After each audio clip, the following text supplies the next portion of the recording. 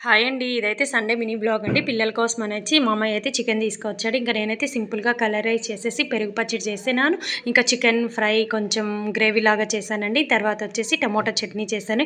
ఇంకా ఆఫ్టర్‌నూన్ అయితే పిల్లలకి పెట్టేసి నేను కూడా అయితే భోంచేసానండి. టమోటా చట్నీ చాలా బాగుందండి కలర్ రైస్‌లోకి. ఇక్కడైతే బోర్ దగ్గరికి వెళ్దామనేసి వెళ్తా ఉంటే ఆంటీ వాళ్ళు ఊసలు కోసుకొచ్చారండి. మా సైడ్ అయితే ఊసలు, పరక పుల్లలు అంటారు. మీ సైడ్ ఏమంటారు కామెంట్ చేయండి. ఇంక పాపకైతే తలస్నానం చేపిచ్చేసి పాపను కూడా బోర్ దగ్గరికి అయితే తీసుకెళ్ళేసి మన కనకాంబరం అయితే కోసుకొద్దాం అనుకున్నా. ఎందుకంటే మండే అయితే అమ్మమ్మ వాళ్ళ ఊరికి వెళ్ళాలనేసి అయితే ప్లాన్ చేశాను. ఇంకా కనకాంబరాలు అయితే చాలా ఉన్నాయండి. చూడండి ఎంత బాగుంటాయి. చెట్లు కొన్నే ఉన్నా కూడా కనకాంబరం అయితే చాలా వచ్చింది. 250 గ్రామ్స్ పైన అయితే వచ్చింది. ఇంకా నేను పాప బాబు కూడా కోస్తున్నామండి. అన్ని ఫినిషింగ్ కోసేసామండి. చిన్న మొగ్గలైతే వదిలేసి అన్నీ కోసేసింది పాప అయితే గన. ఇంకా బాక్స్ నిండుకు వచ్చేసాయి కనకాంబరాలు అయితే. అత్తయ్య అయితే ఇంటికి తీసుకొచ్చేమంది. ఇంకా అయితే నేనైతే ఇంటికి తీసుకొచ్చేసాను.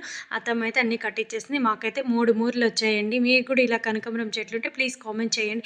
ఆ కలర్ ఎంత బాగుంది చూడండి. అసలు అట్రాక్టివ్‌గా రెడ్ కలర్ టమోటా మిర్చి కలర్ ఉంటది కదా! అంత బాగుందండి. మీరు కూడా ఇలా కనకాంబరాలు అంటే ఎంతమందికి ఇష్టమో కూడా ప్లీజ్ కామెంట్ చేయండి. Bye bye. హ్యాపీ సంక్రాంతి.